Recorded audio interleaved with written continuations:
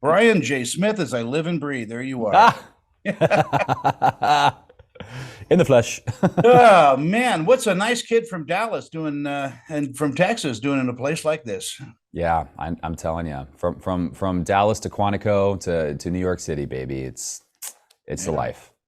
What an amazing career you've had. I mean, all the characters you get to play and Lennox is no different. What attracted you to that role? I think if really honestly, you get these auditions, come in, right? And one of the first things you see is like the cast that's already been attached. And this was Brian Tyree Henry, this was Kate Mara, this was Seppi. When you see like a group of actors like that you've been watching on television yourself and have been admiring their work for so long, your blood pressure gets a little high, and you want to be on a stage with them, right? So that was big. And then also too, just like reading the scripts, I just thought it was so daring, to do something where you're asking people in their 20s or 30s or 40s to play older versions of themselves. You rarely get to do that and like really be taken seriously doing that. And I think that the writing was so great that it felt like we could go there without it being silly in a way. I think Tom's a great writer, and it's just apparent when you read his scenes that these are really fun acting challenges, and that was really attractive to me. Yeah, you've got such a great cast in the class of '09. I mean, you mentioned Kate Mara, who I think is a national treasure. Oh, Uh, and agreed. she's got to be a great scene partner.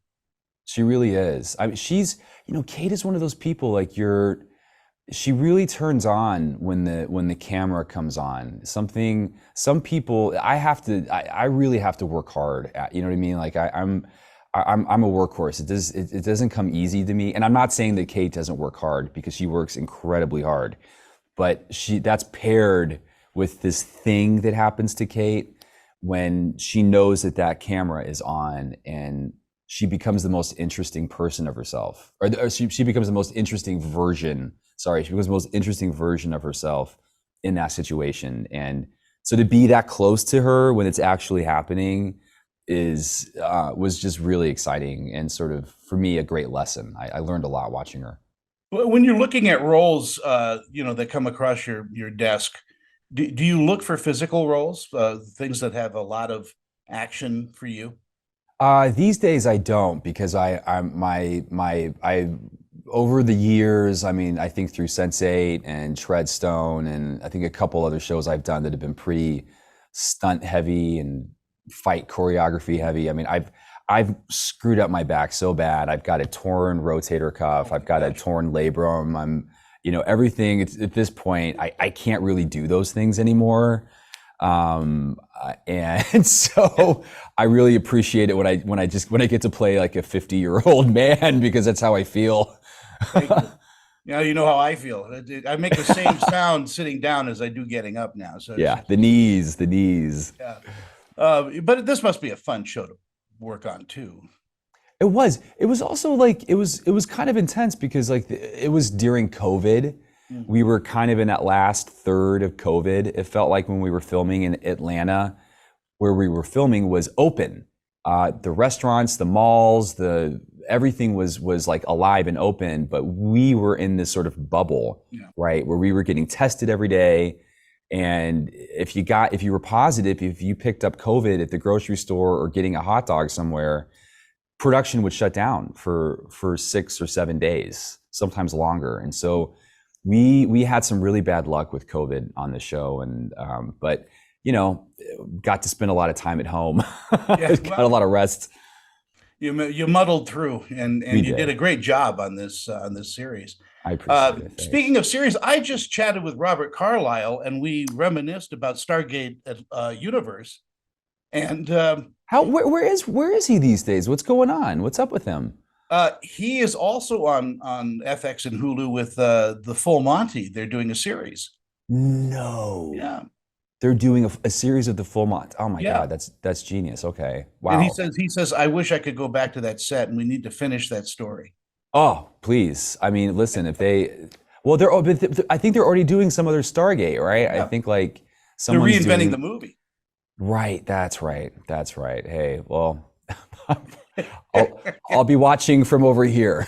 I'll send this into Dean Devlin so he can hire you right away. Excellent. Uh, in our final moments that we have, what do you think audiences are going to pull away from watching the class of '09? I think the Class of '09 is for people that enjoy a bit of a puzzle. Hmm. It's not casual viewing. I don't think it's the kind of show that you can, go, cook dinner and, change the diaper. And, it really, I think it like really asks for your sort of full attention in a way that a lot of shows just don't. It's a very intricate show, but I think that it's one of those things that if you really invest in it and you stick with it, it has a lot of rewards.